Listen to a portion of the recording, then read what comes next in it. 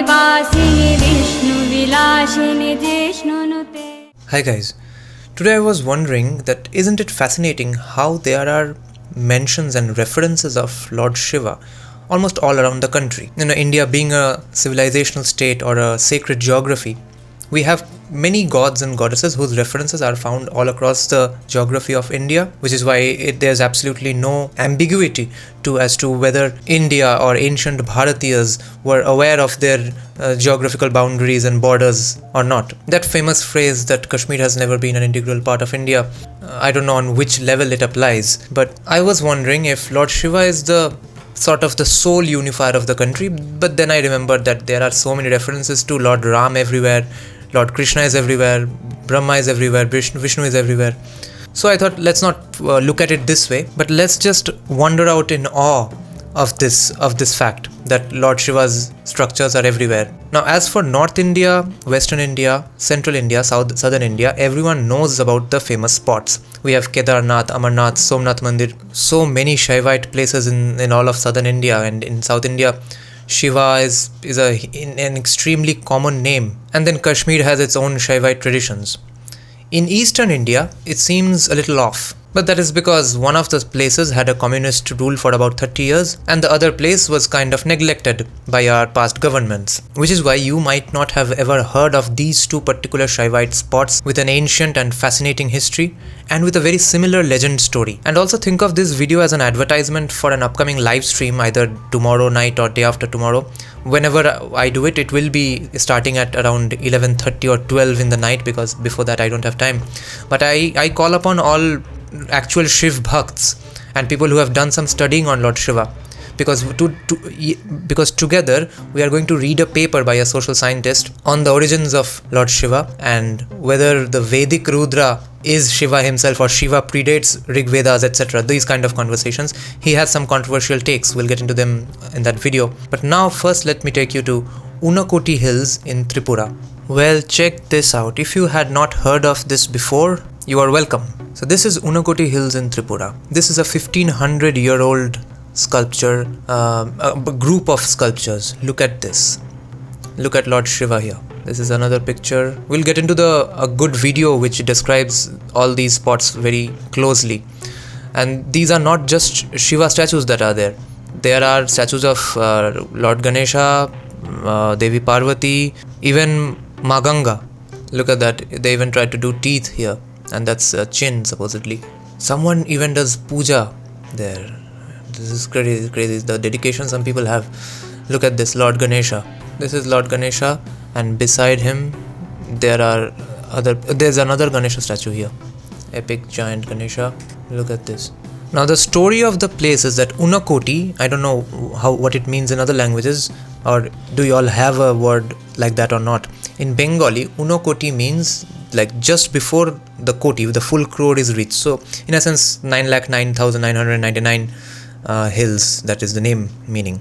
But Unakoti name came about because apparently the sculptor who was supposed to do this was supposed to make actually 1 crore sculptures of Lord Shiva here, and he stopped just before that final one, and he probably died or got sick or something.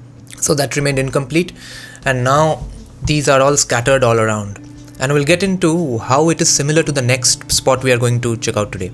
And the legend says that Lord Shiva was here along with his followers, and all of them went to sleep on this spot. Next morning, Lord Shiva alone woke up, and everyone else was turned to stone. Maybe Lord Shiva cursed them for some reason. I think the legend says that he cursed. These are different stories I found out from reading up here and there. So this is a pretty fascinating story. Let's get into the video of this place. So this is how to reach that place. It seems pretty remote. Oh, a nice gate here. Let's see. Finally some plaques, and look at that. There's a statue right on the left. I think I saw one. Crazy steps. Yes, that is Lord Shiva. And I guess that's Ganga coming out of his head. Ganga flowing from his head. Yeah, there are more sculptures there. He'll get to all of them. Subraikum Jamatia Hodi. Look at those intricate necklace designs. Look at that. Look at those necklace spots. Beautiful. 1500 years back, rock cut. Another face here. Wonder who that is supposed to be. The teeth are pretty clear, huh? There's a Ganesha statue here. Ganesha sculpture. No one knows under whose kingdom these were sculpted. There is no narration in this video, so I'm just muting it because there's just random music. Amazing. Look at this. Looks like he's holding a magnifying glass. Who are these supposed to be? These are different. Are they supposed to be Ganesha? No. They are supposed to be some different kinds of elephants, or are they horns or teeth? I wonder. Okay, yeah, this is the trunk of an elephant, so this is another Ganesha. Was he just practicing? These are the teeth. Was the sculptor just practicing? Such amazing, that Nara of the pajama. He's sitting down. Crazy. Such a mysterious place. Such a remote area. I wonder what will they dig up and find, I wonder. More archaeological survey needs to be done in this place. Dig up the entire mountain. You're bound to find all sorts of crazy things. Okay, look at this. Maybe a Shivlinga. Who's that with a Janeyu? Another Ganesha sculpture. Whoever made this video did a great job of establishing the geography. We can understand which is located where. Pretty big place. It'll take an entire day to roam around, I think. Okay, now these are some of the stuff they found randomly lying here and there, so they set this up here. There's a pujari here. Oh man, look at these. They were too unsafe to be left out in the open. Another Ganesha statue. And I hope Marathis are watching this video. So much Ganesha worship in ancient Tripura.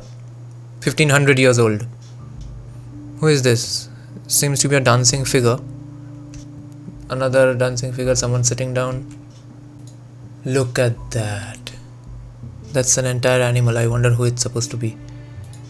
People who know Hindu mythology more than me will know this stuff more. See, this is supposed to be another animal. Someone's feet is here, another set of feet here. Okay, there he is with bow and arrows. This is serious. Another side of the sculptures. Okay. Is that Nandi the bull? Seems like, yeah. Probably. Lots of faces, lots of characters here. Seems like, or might be someone else's Vahana. Oh, nice shoes. Oh, there's Nandi the bull. Right in front of Lord Shiva. No surprises there. Great that someone's going on doing a puja here. Man, this has to be some sort of family tradition, right? Probably his ancestors were the ones who built this place or have been worshipping forever. I wonder who that man is. Someone needs to do some research on this place. This is the main idol. This is not just a museum. Someone's actually doing a puja. This is a living, breathing temple spot. Amazing. Okay, now let us check out a similar spot in Assam. Now this place is called Shree Surya Temple and looks extremely ancient, although it's still, there's some ongoing excavations as far as I've understood, because they keep finding stuff there. And based on the dates of the objects they found in the 70s, it got the date of about 900 AD. Although some of the stuff I saw seems really older, way older than that. Let's check out this place.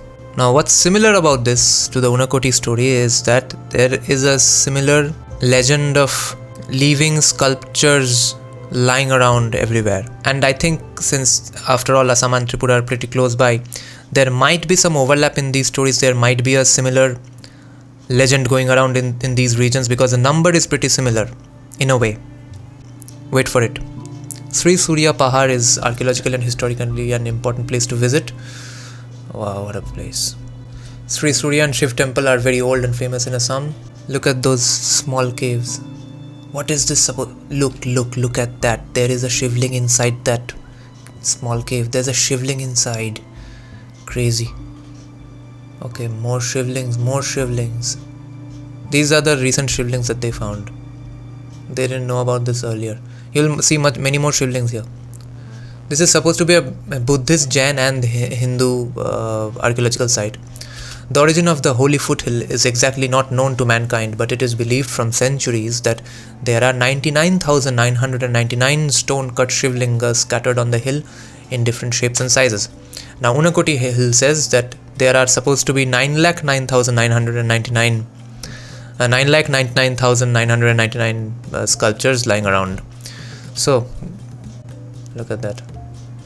According to the popular belief, 99,999 Shivlingas were engraved here by Vyasa in order to build up a second Kashi, where there were 1 lakh Shivlingas. And then someone was parallelly trying to build 1 crore Shivlingas or Shiva related statues or Shiva statues in Tripura. So maybe these were two rival kingdoms who were trying to show off their Shaiviteness, that see, I am more Shaivite than you. Possibly. It was one of the holiest pilgrimage sites in the region. The geography is very similar to Unakoti Hills, obviously. We'll never know if it was the same sculptor. Look at that. Horses. More mounds. Are they supposed to be Shivlingas? Okay, now let's check out some fascinating pictures of this place. Look at this. Amazing geography. Shree Surya Pahar in Assam. Look at this, someone sitting inside. Some sadhus. Fascinating, yeah? So I hope you all will read up and do some research on your own on this topic as well. And join me in my live stream when I go through that technical paper of social science discussing the origins of Lord Shiva. Fascinating stuff. Jaya Jaya He Mahisha